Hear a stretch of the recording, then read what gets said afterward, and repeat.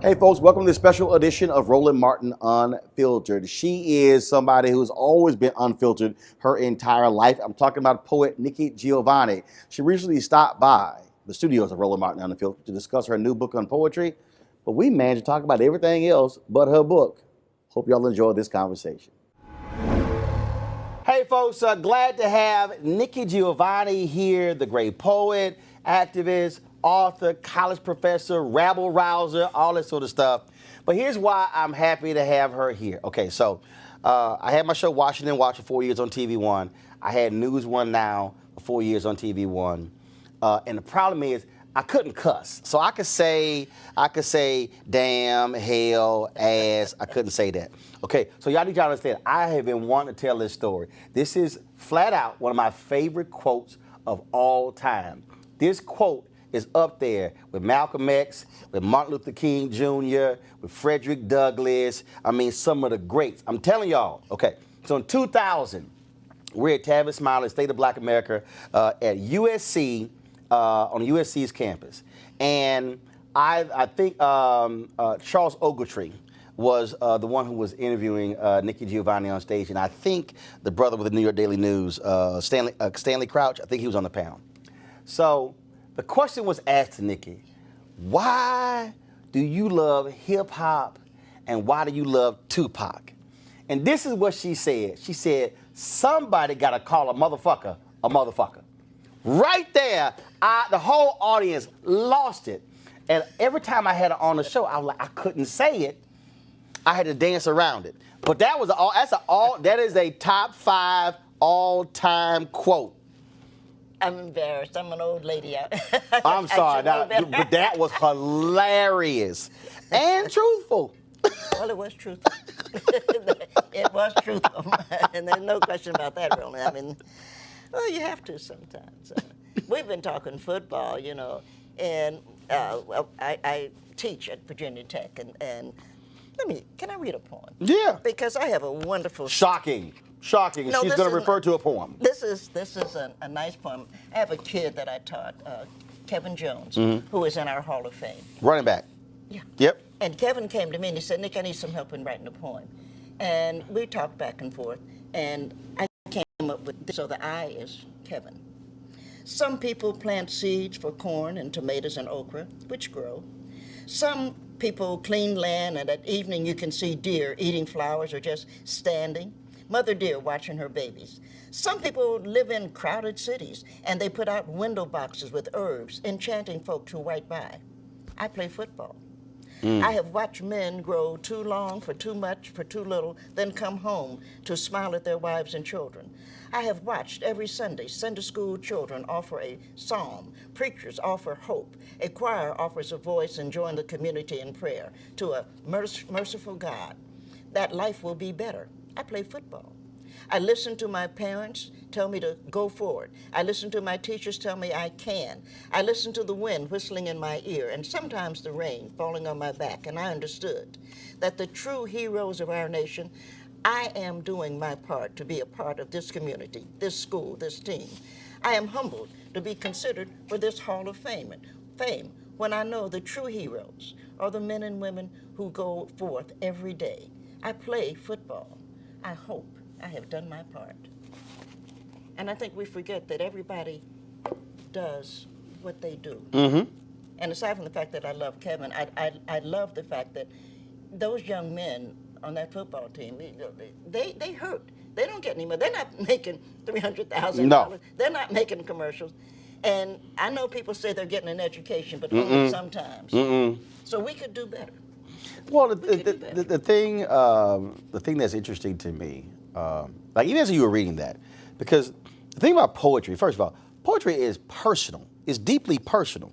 I was at Black Book Images in Dallas when they were still open. Yeah, I remember that. And I had somebody who came in and they said, I got a book of poetry and I want to sell it. And I said, well, the question is, are people gonna buy it? And so Emma Rogers, who owned it, I said, Emma, I said, how much poetry do you sell? And she went, you see the top of that bookshelf? She went, start right there and go all the way over there. She says, those are all poetry books that haven't been sold. And I said, so I always want to ask you this. When you hear that, why do you think people don't gravitate to poetry to purchase? I think people, first and foremost, that's not true. I've had 3 bestsellers for whatever things like that mean. But I think that we, the poets, have to come out and tell the truth, which means you're going to be offending people. I've been watching my mailbox lately because Right. I'm not fond of the president. I think he's crazy, and I think he should be impeached if not arrested. And so, now I look at my mailbox. I have to make sure that nothing's in there. Because, and this disturbed me. Just let me say this one thing. These are the same people who put a bomb in a church and murdered 4 little girls. And they want to tell me they're Christians. And the book that they say that they believe in is a poetry book, especially New Testament. And I'm in love with John, the beloved disciple. I know that John was smoking weed. If you read Revolutions, you know he was smoking weed. Me, myself, I like Song of Solomon. Well, Let that's me beautiful. tell you something. If y'all want to read some sexual stuff, read one of them Songs of Solomon's.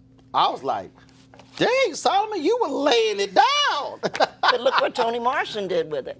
So you're going to take these wonderful lines, words, images, metaphors, and you're going to find a way to use them. So I don't think you write a book because you want it to be a bestseller. I think you write a book because you want to tell the truth. Right. Well, now here's what's interesting though. So while you were reading that, ask somebody who speaks all across the country, and ask somebody who tells stories when speaking. Actually, as I heard that, and when I went to page 106 and read it, I said, "It's not a poem. This is a little speech." I mean, literally, literally what he. As I read it, I'm going, wait a minute. He could walk to the podium, and to accept an honor. That was a speech. I hope so. So it calls you to look at it differently, as opposed to, oh my God, that's a poem. No. That was basically a speech. It's a poem. He's married to a wonderful young lady, Robin, and they have a couple of really wonderful kids. But I wanted to say something, not only to Kevin, but to all of those young men and women. And women's basketball is just incredible. That's a whole nother. If I were president, which I'm thinking of running, if I were president, if I were president, I would have a secretary of sport, because we know that for the men, in all fairness, Roland, for the men we need to, one, extend the court, because they're too tall, and we need to raise the basket. The only thing that's working right now are the women, because they're the ones who have to think. The guys Right. just have to throw it down and drop it in. Yeah. And so I think that we need to think about. It is brilliant watching when one of the best games ever was when Connecticut played Tennessee. Oh. They were balling. Yeah. And then I went to, when Texas A&M, my alma mater, beat Notre Dame in the national championship, I went to Indianapolis for the game. See? And it went down to, and that was, one of the most exciting games, period. Because they have to think. Right. And I'm teaching Taylor Emery, and of course she's like the number 1, number 2 women's basketball player in America, and I'm so proud of her. She's a good writer too, just a great kid. I'm not against the men. I don't want somebody to write me, but the men are tall and big, so we're going to have to extend that court to make them have to think. I grew up watching and celebrating Moses Malone and Hakeem Olajuwon. Yeah. The footwork of Olajuwon is just unbelievable. And I hate now seeing a dude 7 feet tall taking a three-pointer. I'm like, get your big ass down on the block and put your back to the basket. And but the game is now just about everybody jacking up three-pointers, as opposed to really, the art. You think back to Magic Johnson and James Worthy and Byron Scott and Norm Nixon and Abdul-Jabbar with Showtime. Yeah. That was poetry in motion. It was. In terms of just how they would just flow. And it is different now watching it where, like, even my Rockets, I can't stand watching James Harden hold the ball for 20 seconds. And I'm like, dude, can you pass the ball around, please? I appreciate that. No, it's boring. Well, we need to make that, don't you think we need to make that change? Just like men's tennis, and I'm a big tennis fan. Oh, now with the speeds? Well, we need to make them have to play 5. It's a wonder they don't all drop dead, a heart attack or something. And I think 2 out of 3 is going to be fine. I think that's going to work. I think we need to do that. But I also think that we need to put a roof so that they're not playing at 102 degrees. Yeah. Even though I don't be from Houston, I don't mind if I got to play golf for money. I want to play at 1 o'clock in August. I want you to wilt. Shame on you. I want you to wilt in that sun. But see, I live down the mountain from Greenbrier, so you can come. You can come. I played there. Yeah. I played there. Oh yeah, great course. Well, the holiday's just around the corner. Now is the time to order holiday cards for family and friends. This year, create custom holiday photo cards quickly, easily, and affordably at simplytoimpress.com. Simplytoimpress.com is your holiday photo card headquarters, with thousands of unique Christmas cards and other designs to choose from. All you have to do is upload your family photos or get them from Facebook or Instagram. Personalize the text and you're done. That's it. It's that simple. Simplytoimpress.com. Print your cards professionally on your choice of premium cardstock in just a few days and rushes them straight to your door. The New York Times Wirecutter named Simply to Impress their favorite custom photo card service. Simply to Impress even offers foil cards and hundreds of great holiday card designs for your business as well. Place your order today to save 30% and get free shipping. Just enter the promo code DEAL at checkout. Save big on holiday photo cards today using promo code DEAL at simplytoimpress.com. That's simplytoimpress.com. You call this a good cry. Yeah, I do. What we learned from tears and laughter. Where did the title come from? Probably, I had a seizure, and that's a long story. But I had a seizure, and my doctor, who I always laugh because Gregory is cute, so I listened to him. Not that if he was ugly I wouldn't, but he's cute, so I do. And Gregory's position was, I eat too much salt. I don't get enough rest. You know how they go through it, because I'm Right. a woman. You have to go through, and I'm black. So Right. the first thing is always you eat too much salt. And I was saying to Greg, I don't think that's the problem. I think the problem is I never learned to cry. And I think that I kept so much in. And now, in my 70s, it's coming out. And if I would learn to cry, I would have avoided this seizure. Now, when you say cry, like, Tears running about down what? your eyes. Just, I have a dear friend who's in prison. He'll die there. He's got cancer. I have the things that make you sad. My mother died in June. My sister died in July, and my aunt died in October. I didn't have time to cry.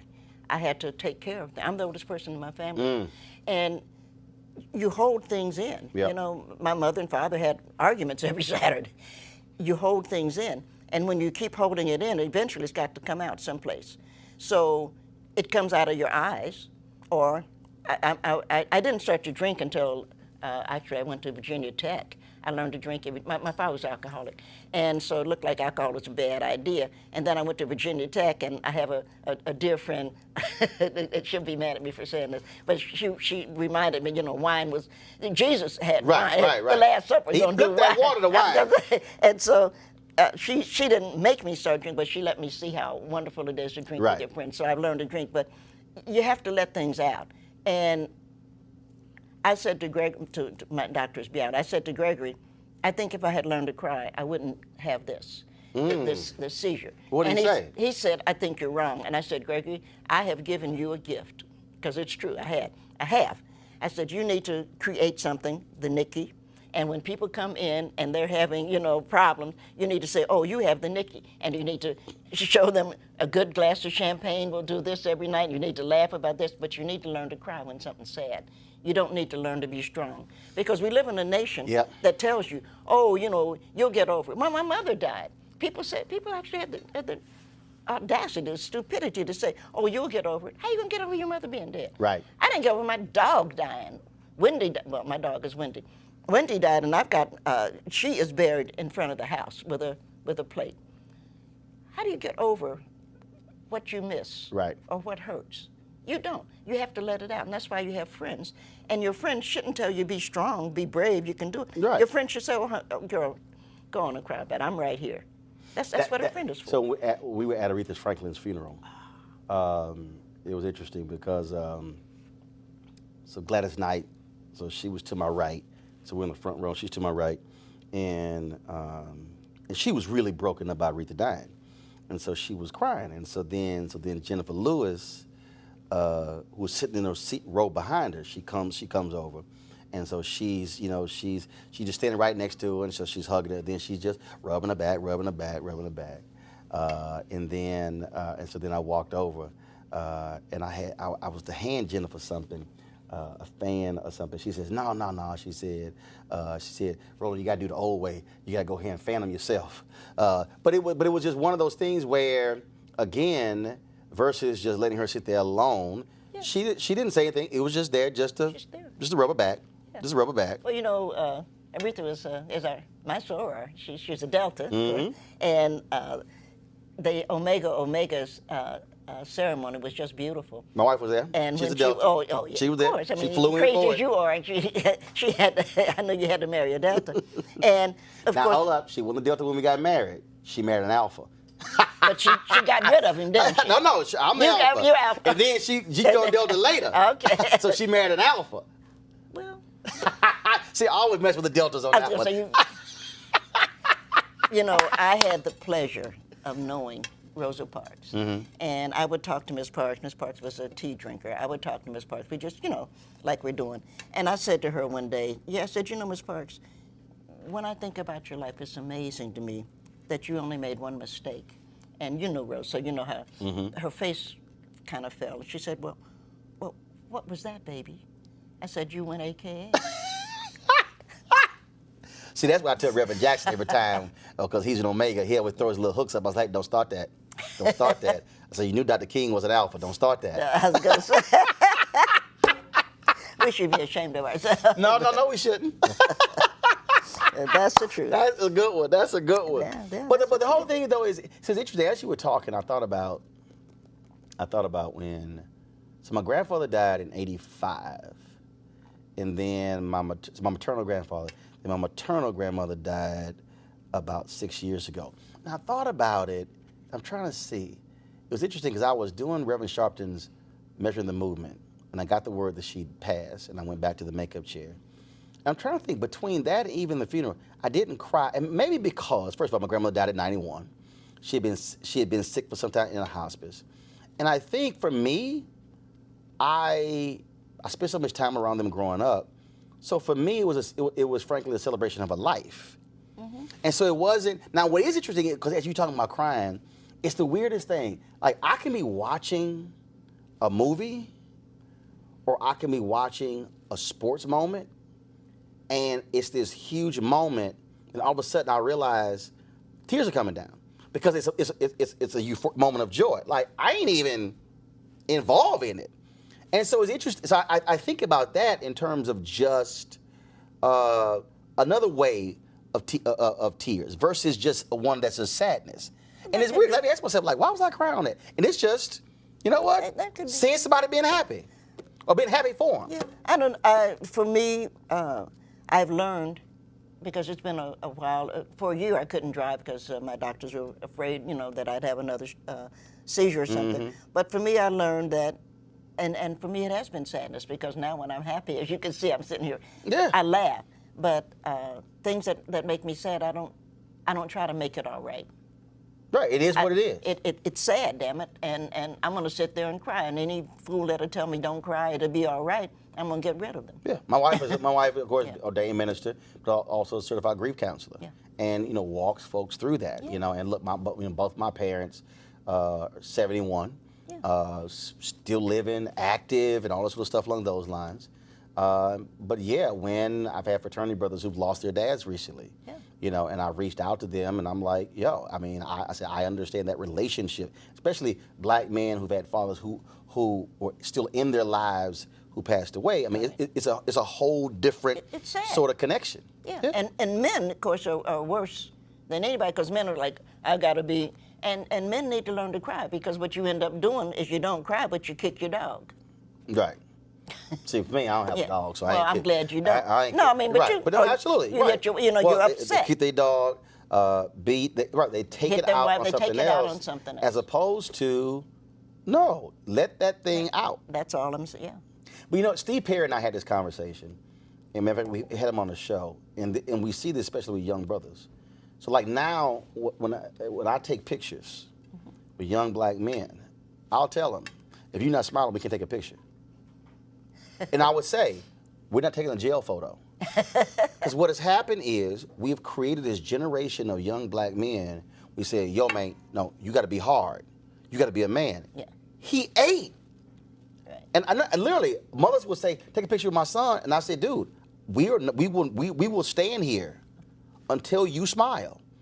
And then people go, why are you making him smile? I said, because I'm not taking a damn jail photo. Right. It's a photo, bruh. Just smile. And I'm seriously, we'll be there, it'll be a standoff. And I'm like, ain't gonna be no picture. Because I just don't understand this notion of we gotta raise young boys to grow up hard. Yeah, well, I got another one that'll make everybody upset, but I don't understand why men measure the size of their penis. Because there isn't a woman on earth that fell in love with the size of a man's penis. We fall in love with the size of a man's heart, and sometimes his mind. But we don't fall in love with the size of his penis. And we've got the President of the United States, fool that he is running around talking about the size of his penis. That doesn't make sense. And that's interesting, because there's a woman who's Shanae Hall, is a radio personality out of Atlanta, and she posted this statement on Instagram. Somebody asked her a question, and she said, I need all these attributes in a man, and he has to be 6.5 inches. And these people start commenting all on, and I was kind of like, I said, baby, it's a whole bunch of brothers, I said, who the right one for you. I said, and you don't, I said, you running around passing them up. I was just jacking with it. She's like, well, I'm just being honest. I said, okay. See, that's stupid.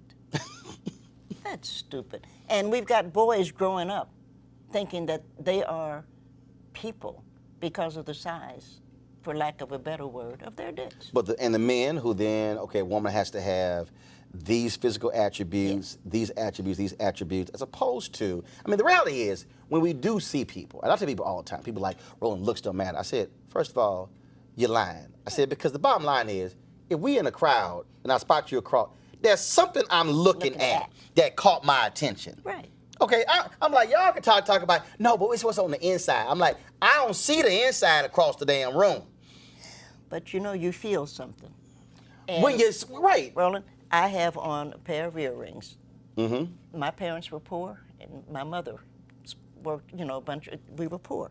These are diamonds. And Mommy knew that I liked diamonds. For my 40th birthday, she gave me this. Diamonds are just rocks. And we pass rocks. We're here in D.C. We pass rocks all the time, but there is something about a rock. You're out in the desert, you're in, wherever you are, in South Africa, you've been all over the world, and you'll see something, and you'll pick it up. And you're not responding to how it looks. You're responding to how it feels.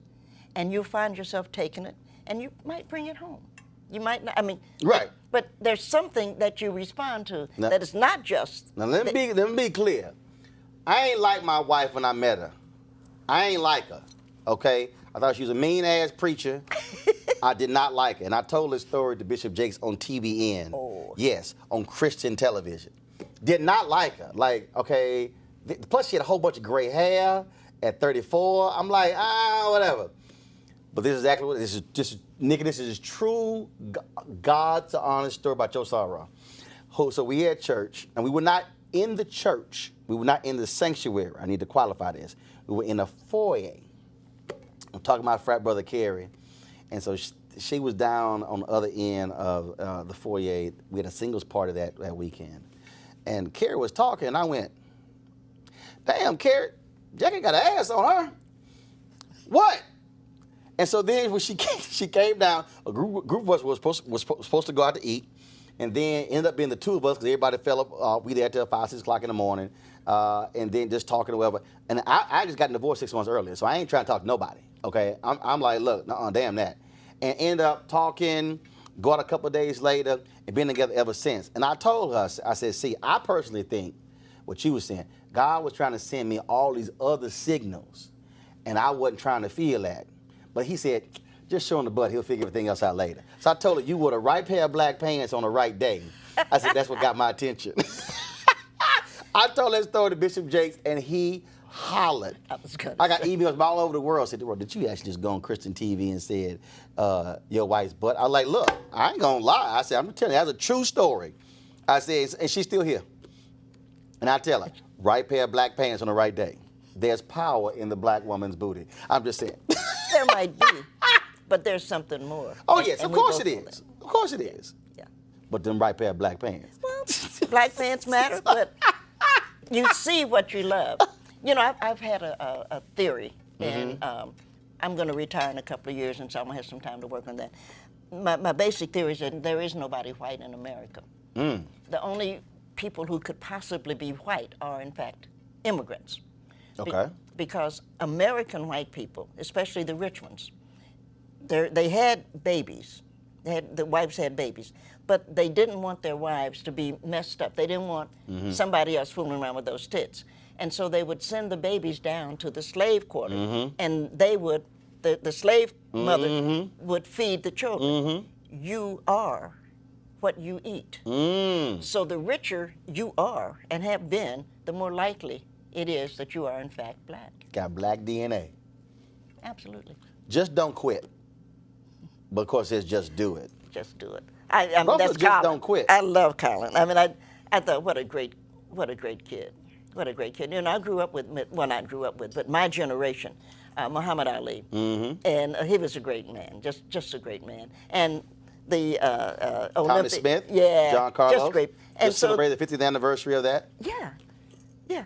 They're just wonderful people, and to see him take that stand, you know. Now, I interviewed Jason Whitlock, and Jason Whitlock said, he said, all y'all keep trying to compare him to Ali. I said, well, first of all, I said, I don't compare him to Ali. Ali is Ali, Kaepernick is Kaepernick. So we had this vigorous debate because he feels as if Kaepernick should be more aggressive in talking. I said, look, not everybody is going to be like Ali. Right. Not everybody is going to be as talkative as he was. I said, everybody does their thing in their own way. That's quite true. But he's talking all over the world. Right. Because when I saw that, I went out. And, of course, I have a lot of credit, so I don't have to worry about that to my credit card. I went out and I bought T-shirts, I bought sweatshirts, I bought tennis shoes. I did the whole thing. And my class was laughing at me. You know, I teach a class every day, Tuesday and Thursday. And my class laughed. I said, no, he doesn't need me. He doesn't need us. I'm 75. Colin doesn't need a 75-year-old woman. But I thought if he could take that stand, because he lost a lot. Yeah. If money would be important. But then, you know, what did James Brown teach us? Money don't change you, but time is taking you on. Get down with it. I love James Brown for that. I do. We have to appreciate what the young man did. And he's speaking. Ali did what he did, and I loved Ali. We traveled together, you know, and read poetry together. Really? Isn't he credited with like the shortest? What is it? It was like the shortest poem ever, something like that. There was it's one of them Guinness Book of World Record things in credit. But he first of all, watching films and things along those lines, and surely it had to be a hoot traveling with him. Oh, it was a lot of. Well, first of all, his wife. You know, he was. What's the word? What word is a cock count? He was a lover of women. There would be the other word. He took pleasure. But his wife trusted me, and so we would be going someplace. You know, he went on the bus. He always had the bus. What she didn't realize is that I had to fly, and so my son and I would, because I'm trying to support my mother at that point, my son, a dog. And plus, the bus takes too damn long. Oh yeah, it took too long. And I don't know why Aretha Franklin would not get on that airplane. I'm like, Aretha, look, I know you had one bad episode. But I remember she called me once. She's like, "Oh, Roland, I'm gonna have to get on this plane because this long bus ride across the country." I'm like, "Queen, that's too long. It's too long. I don't even want to take a connecting flight. I want a direct flight. Yeah. I am not taking a bus 2-3 days to get somewhere." But you know, speaking of she could have taken that time to just relax. Mm-hmm. And she had a great sister. I knew Carolyn. Mm-hmm. You know, I knew Aretha, but not well. But I knew Carolyn. You know, and she had a sister, and I didn't know Emma at all. Sometimes you need, when you're as famous as that. Oh, I agree. Sometimes you need some time to yourself. Buster's work. I didn't have time to be bothered with it. Oh yeah. So his wife would say, "How was the trip?" You know, I said, "Oh, it's great. really smooth." Yeah. It's none of my business what Ali did. I'm not gonna be married to her. It's not. When you think about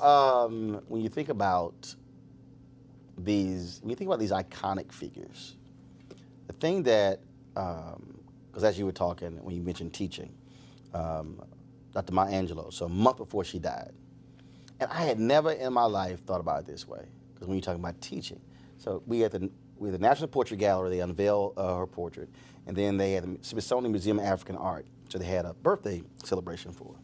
So I'm interviewing her. And I think I made some reference to my brothers and sisters being teachers. She said, no. You're a teacher. She said, I watch you. You use the medium to teach. Talk about that you don't have to have the title teacher to actually teach people. It's true. Whatever lane you're in. Whatever you're doing. Let me tell you this about Maya. Maya was only 2 hours away from me. And I got to be a friend of Maya because she was always very nice to my mother. She would run into Mommy, and she was always very nice. And so over a period of time, we got to be friends. But Maya thought she could cook. I mean, I know you heard her say that. I think I can cook, but I'm right. I cook very well. So I would go down to see her because now she's in the wheelchair. I'd go down, and she would cook something, and I would say, "Oh, this is pretty good, but why didn't you?" You know, and so I guess she was in the mood one day, and she said, "Why don't you come on down?" I said, "Okay," because my best dish is a rack of lamb. Okay. And I said, "I'll bring a rack of lamb so you can learn how it should be." But she couldn't be. She had a real kitchen. I mean, you know, a gas stove and stuff. So she had to be here because she couldn't be close to the gas there because she had Oxygen tank, yeah. And so I did it. I made it, and it was beautiful. I'm a good cook. You like, look, I got it. It was beautiful. And we sat down at the table. You know, she always set a really pretty table. And so we cut it, and she ate it. And she's looking at it, because she's trying to figure out what to say. She said, "It could use a little salt." So she's like, I'm going to find something to say. I said, she's like, "Girl, I'm going to knock you down on one pit. Girl, you should be ashamed of yourself. You know this is a perfect rack of lamb. See, that's like when Obama went down to Louisiana, New Orleans, and Leah Chase, and she served her gumbo, and Obama reaches for the hot sauce. And she said, "Look, don't nobody put hot sauce on Miss Chase's gumbo." And that thing went all around the neighborhood and then the city. I mean, it went everywhere. People were like, hold up, did he, like, grabbed it before he even tasted it? She snapped on him. She's like, "I don't care, you the president. You don't put no hot sauce. You don't put no hot sauce on, not on Leah Chase gumbo. Oh, no. And you ain't take." Miss Chase was wonderful. I cracked it when she told me that story. I had the pleasure of knowing Miss Chase. You know, Leah was the husband, and he was over in Paris. Dookie. I had the pleasure of knowing her, and I had the extreme pleasure of being a good friend of Edna Lewis, who was on a stamp. You know, they finally put Edna on a stamp, which they should have. She should have her own stamp. They put Edna Lewis and Julia Child and James Beard and somebody else. They put them all on the stamp. But talking to the, you know, you don't do that. You don't put any salt on it. Either eat it, well, as my grandmother would say, every time I put something on the table, you have two choices. Eat it, don't eat it. Eat it or leave it. Because you didn't touch it. I mean, that's what, you know, I don't care what you thought about it. You didn't add, no, he good. He learned a lesson. Oh, no, he learned. Because Yeah. she checked him. Oh, yeah. She's like, I don't care, you the president of the United States. She's like, you don't put no hot sauce on Miss Chase gumbo. That's right. Right. So no, he learned that lesson. Right. He felt that lesson. He felt that one. Yeah. When you think about all the things that you've done, is there something that you still wish, dang, you know what? I want to do that. Well, I have the pleasure, and I tease my son. I only had one child. I have a son, and my son had a daughter. And so I tease him all the time. I said, well, you know, no matter what you've been doing in your life, he's a lawyer. I said, but no matter what, you did one really good thing, no matter how you look at it. I said, you had the sense to have a daughter. And it's like, oh, God. But I'm into, right now, global warming, actually. Okay. And it's just a part of, I'm into space and stuff. The Arctic Circle has a worm. And I'm always doing this, but actually you can't see it. It's a teeny tiny worm. And the worm has committed or given a community. The worm lives under like 45, it used to be 45-degree frozen. So it should not have been able to create a community. Right. But now that it is warm, it's coming down. Wow. So we know that the biggest predator on Earth is us. Human beings are the worst predators. We know that the second biggest predator is the sea urchin. And everybody's upset about the sea urchin, which tastes delicious, by the way. I don't know if you like sea urchin. Never had it. Delicious. You Okay. just cut the head off, and then you have to put to drain everything in it out, and you take tweezers and pull the That inside. sounds like a lot of work. But see, That's a lot of work. don't laugh and don't correct me, okay? I taught my granddaughter how to fix chitlins. I don't want to hear it, Roland. Let me tell you something. Oh my God. Go ahead, go on, finish the story. We have a history, and if I don't teach Kai how to make chitlins, who's going to teach her? No, it's just pork. No, I'm smelling this because, you understand, I went to my grandmother's house. Oh my God. I hit that door, and them chitlins hit me, and it almost sent me into a coma. I ran out that door and stood at the edge of her yard. And my daddy came up, because I went to the house early. He's like, what you doing? I said, yeah, man. Say, dog, I can't go in there. The funk of them chitlins hit me. I said, Dad, I can't do it. I said, so, because my grandmother had a catering business. And so I worked with this since I was 7 years old. And we had to prepare for some wedding. I was like, say, man, I can't go in that house. I said, the funk of them chitlins, I can't do it. Turn them inside out and clean them. But now, of course, they can be frozen. So you're not having any smell. But do you know, you really aren't, do you know where most of the chitlins are coming from now? Where? Denmark. Why? I don't know. But if you go to Kroger, do you have a Kroger here in Washington? Yeah, we got Kroger. If you go to Kroger, you'll see a package frozen, 5-pound, Denmark. I think it's the most interesting thing. I'm going to go talk to them Denmarkians. It's delicious because now they're really clean. All you have to do is you have to check them. But no, they're clean. And beer, God created beer for only one reason. What? To cook with it. Nobody in their right mind. I was sitting there looking at that fool on the Supreme Court now, talking about he drank a beer. No, you didn't drink a beer because beer won't. Well, nobody drinks beer that much that you can't remember anything.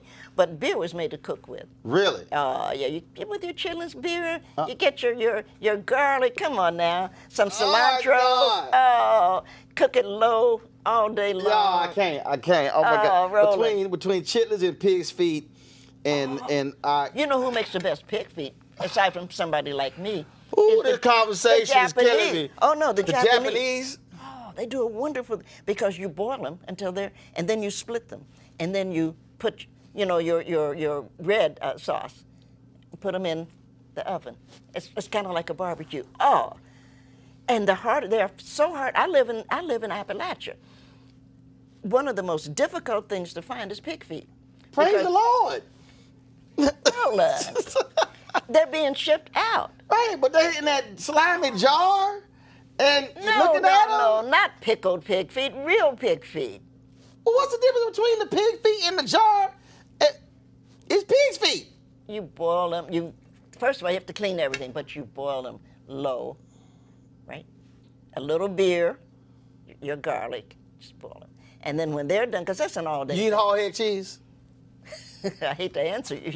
You won't kiss me. Oh my God! My grandmother and grandfather loved hog-head cheese. Yeah. We had to stop right there. I said, "Hold up, we ain't gonna get to the cheese part. I'm gonna stop at the hog-head part." I'm telling you. Well, okay, you gotta understand. My grandparents, born and raised in Louisiana, Opelousas, Louisiana. Okay. And they moved to Houston. And so growing up, I still had relatives who lived in Crosby, Barrett Station, Baytown, which when we had the great Creole migration from Louisiana to California, they stopped all along the way. Mm-hmm. So I got relatives in all those towns. And so one time we went out and they went and got the hog, and it was in the back of the car. Then they had to kill it.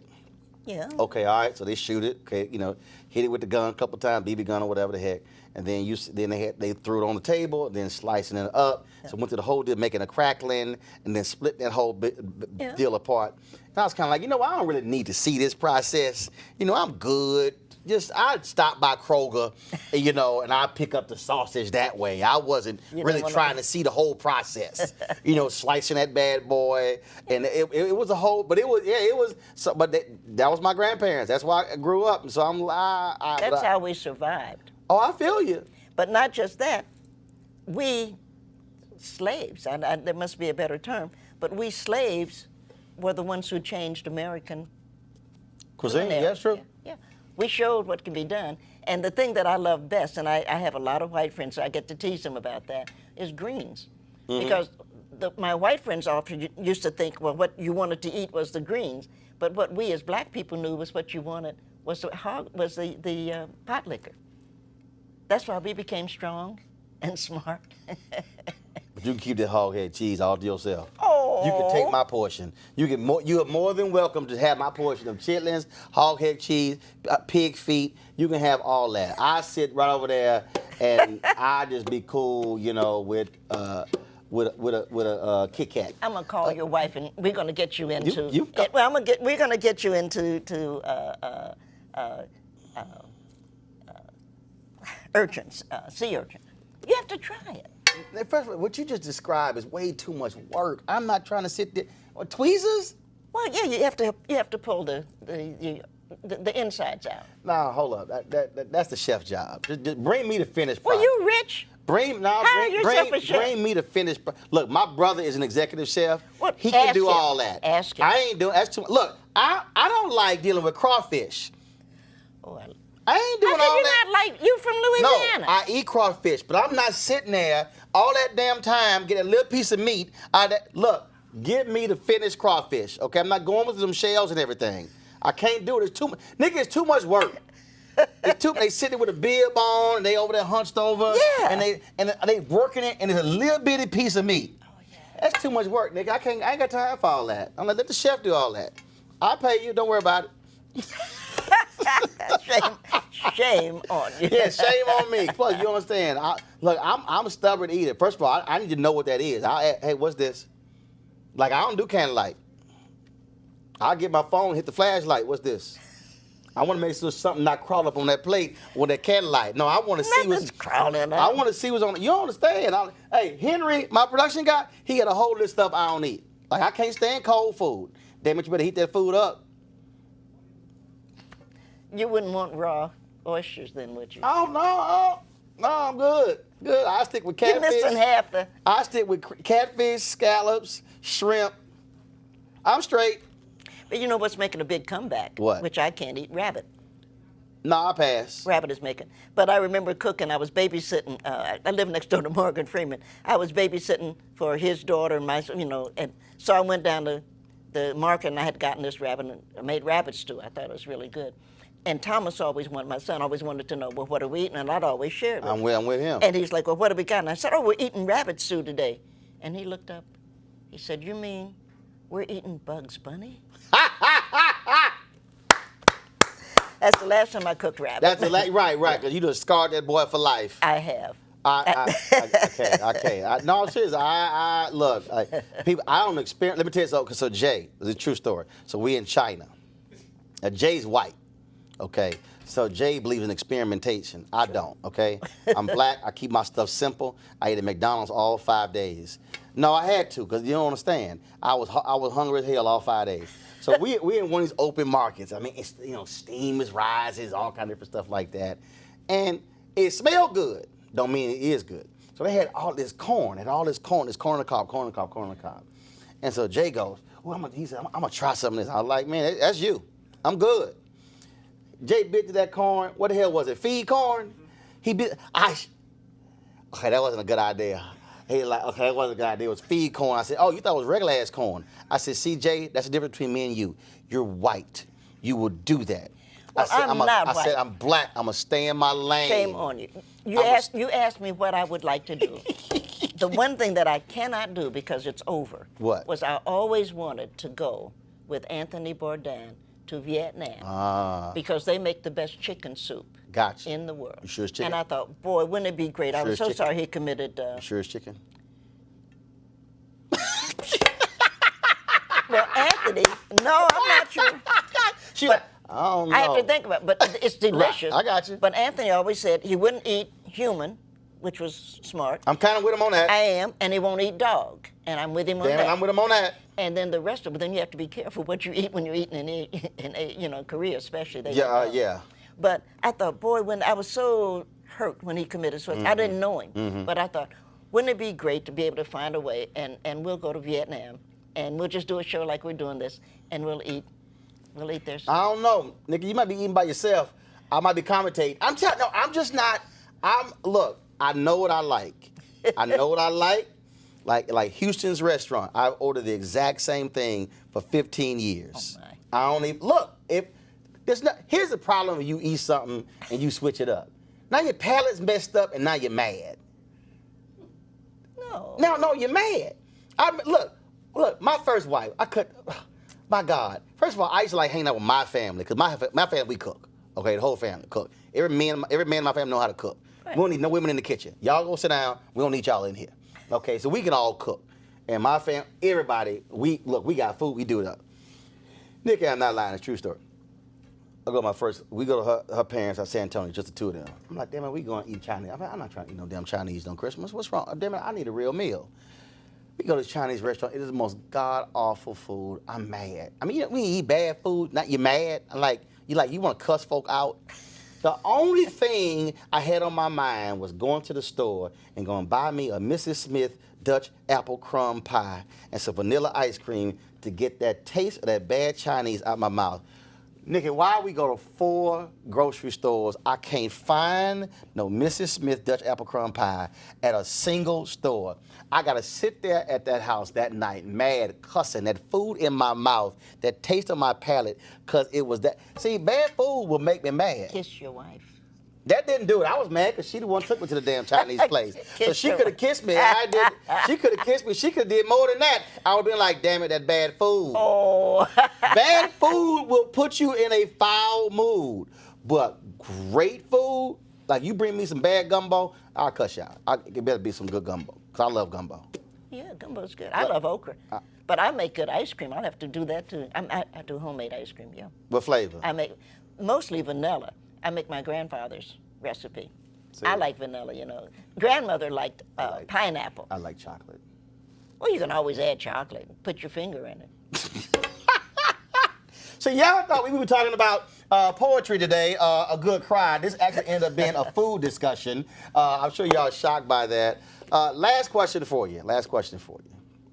You said you're going to retire, but that's retire from teaching. Yeah. Then what you going to do? What do you want to do? You can do like Will Smith did and jump out of a helicopter on the bungee jump over the Grand Canyon? No. Okay, all right. No, I'm going to write. I'm trying to write a couple of books. My granddaughter and I are going up to the Arctic Circle. Okay. We're excited about doing that, and I'm going to learn. Now, see, I hate to say this to you, but I want to learn how to use chopsticks. And I say, I can't. I I can't. think it's so neat. It is. I go, hey, that's cool. Bring me that fork. I know. I try. Nikki, you gonna starve by like one little rice on the thing? I don't know how they do it. I don't know But how. they do. So the question is learning something different. Right. I don't know. I look. I try. I'm like, say, dog, bring me that fork. I can't be here all day with this dog on chopsticks. I pretty much have learned, and you wouldn't like they did, how to open an oyster. And I've been working Like on down sea your oysters. I know. See, It's too slimy. there's no life without oysters. It's too Oh slimy. no, that's why God invented lemons. He put a little lemon. Oh, That's gonna get rid of the slime? it's not slime. But I ain't trying to eat that. There you go. What's it? Get rid of straw next time? No, just put a nice glass of champagne. Well, see, I don't drink. Well, shit. I've never drank in my life. Don't worry about it. It's a digital show. You can cuss. It's all good. You ain't gotta cover your mouth. Just you can say shit. No, I've never drank in my life. I've never drank in my life. You're deprived. No, when you retire, you have to learn to drink. No. My brother would tell you, like, I don't want to see your ass drink. He said, you already a fool. I mean, I have never drank in my life. Not even a little champagne to I've never drank in my life. My dad tried to give me some non-alcoholic beer. I wouldn't drink it. It's just I just don't. And I don't know is it because my mom asked me when I was a kid to fix her some rum and Coke. I don't know why in the hell I thought I was gonna taste it, see if there was enough Coke in it, and just screwed my whole stomach up. I think I probably don't drink. Again, I just never had the desire. Right. And probably because I had an uncle, my Uncle Warren, who's now in hospice care. My Uncle Warren had a Big Gulp before 7-Eleven created Big Gulp. Oh. I mean, I was like, dude, how did you get that big ass cup? And it was all alcohol. And he would come over. But I've never. I mean, we had alcohol. My parents drank. My family. We had parties and stuff. I just never. My brother does. Mm-hmm. I just never ever was interested in wine coolers or anything. And people give me alcohol. I tell people come to the house. I'm like, y'all come drink all this stuff up. I don't know why in the hell they give me alcohol because I don't drink. No, I've just never had any interest. Now I'm always the driver. Well, it's good to have you around. I'm always the one to remember what everybody did. So when it's like, what happened last night? So this is actually what happened. At 9:25, you see, so somebody got to be the reporter on what happened. No, everybody should. There's a dish towel that says, the advantage of living in a little town, which I do, is when you don't remember what you did, everybody else does. There you go. See, I remember what everybody does. My family will tell you like how he remember every detail of what happened at this event, at this family gathering. Oh yes. Oh, I'm the family reporter. So we're looking forward to the book when you retire, huh? Oh no, I don't know if I'm gonna write that book. That book gonna be a little ignorant. But that's how I use social media. So like my niece who just walked by, she does some work for us. She has her own hashtag, the Laney Chronicles, Lani. Oh. So stupid stuff she do, it go on social media. I create videos when she asks me dumb questions. When she's got her hair in a bonnet, I don't care. She's like, oh my God, my hair's in a bonnet. I don't care. It's my social media. It don't mean nothing to me. So yes, I will embarrass all of my nieces and nephews. And then they like, Uncle Roro, you play too much. And I'm like, well, y'all going to suck that thing up. That's what I do. So I'm the most hated and loved uncle at the same time. At the same time. Y'all, the book is A Good Cry. I know we ain't talking about the book, but we're talking about everything else. But I'm sure there are poems in here about eating oysters and hoghead cheese and sea urchins, sea merchants, and everything else. Again, Good Cry, what we learned from tears and laughter. And there's been a lot of laughter in this interview. Nikki Giovanni, always good to see you. Thank you so very much. Thank you. Enjoy yourself. Thank you. And I can't wait for this presidential run. Because, hell, you younger than Joe Biden. Might as well run. Yeah, why not? Why not? Why not? Well, Oprah might, and that'll be good. I could work for Oprah. Huh? Oh, no, she ain't running. She ain't running. She's not going to run. No, she's not going to run. She's rich. She ain't going to run. She ain't going to run. Like Michelle Obama ain't going to never run. I can tell these people. Oh, Michelle shouldn't, because we know what happens when your husband used to be president. No. Oprah not gonna do it. Oprah not gonna do it. Well, if she does, I'm gonna be out there. Vote for Oprah. No, can y'all imagine a presidential campaign with Nikki Giovanni on the campaign? Can y'all imagine the debate between Nikki Giovanni and Donald Trump? So, Miss Giovanni, your thoughts on President Trump's his policies. Don't even. And then she goes. See, I can speak English. So I'm gonna tell you. And he doesn't. I'm gonna tell y'all right now. This is straight up. I guarantee you, this is exactly what would happen in a debate between Nikki Giovanni and Donald Trump. You'd be sitting there waiting at home for her to answer. She'd be like, "This motherfucker." That would happen. I'm telling you right now. Jennifer Lewis and Sam Jackson would jump up shouting. They probably one of your VP choices. There you go. Oh, Lord. I appreciate it. Thanks so much. Oh, thank you, sweetheart. It's been fun. It's been fun. Didn't I tell y'all Nikki Giovanni was unfiltered? Man, was that a wild and fun conversation. Please get her a new book on poetry, and also support Roland Martin Unfiltered by going to RolandMartinUnfiltered.com. Of course, your dollars joining our Bring the Funk fan club supports this show, allowing us to bring you those kind of conversations, unfiltered, unapologetic, and of course, independent Black news. And so please do that. I implore you to do so because, again, we certainly need to have these platforms where we can have that type of honest and frank conversation. All right, folks, I got to go. Y'all have a great one. Take care. Holla!